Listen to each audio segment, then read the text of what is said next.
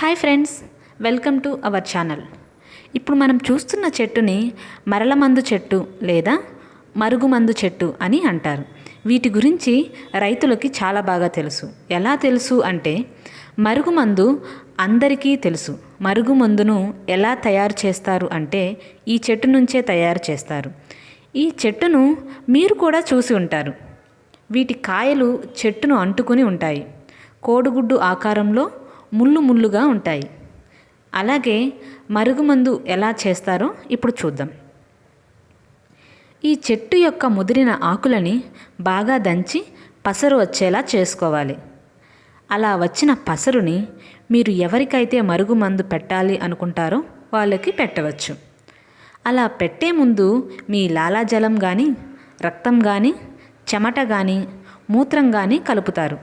అలా కలిపిన ఆ పసరుని ఒక 3 నుంచి 4 గంటలు అలానే ఉంచుతారు. అలా ఉంచిన తర్వాత మీరు ఎవరికైతే పెట్టాలి అనుకుంటున్నారో వాళ్ళు తినే పదార్థంలో కానీ, తాగే నీటిలో కానీ కలిపి పెడుతుంటారు.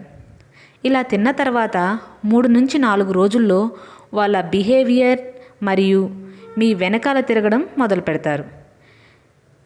ఈ మరుగుమందు మనుషులకే కాదు, జంతువులకు కూడా పెడతారు. ఎలా అంటే మీ ఇంట్లో పెరుగుతున్న కుక్కలు మీ మీదకు తిరగబడుతున్నప్పుడు అవి మన మాట వినడానికి, అంటే యజమాని మాట వినడానికి పెడుతుంటారు. అలాగే ఎద్దులు కానీ, బర్రెలు కానీ వేరే గుంపులతో పోకుండా ఈ మరల మందు పెడుతుంటారు. అలా పెడితే ఆ యజమాని వెంట తిరుగుతుంటాయి. మరుగు మందుని ఉపయోగించి మంచి పనులకు మాత్రమే ఉపయోగించండి. ఒక ముఖ్యమైన విషయం, మరుగుమందు పెట్టడం వల్ల ప్రాణహాని కూడా కలగవచ్చు. దయచేసి మీకు ఎవరైతే కావాలనుకుంటున్నారో వాళ్ళ మనసులని ప్రేమతో గెలుచుకోండి. ఎలాంటి మందులు పెట్టవద్దు. For more updates please subscribe the channel.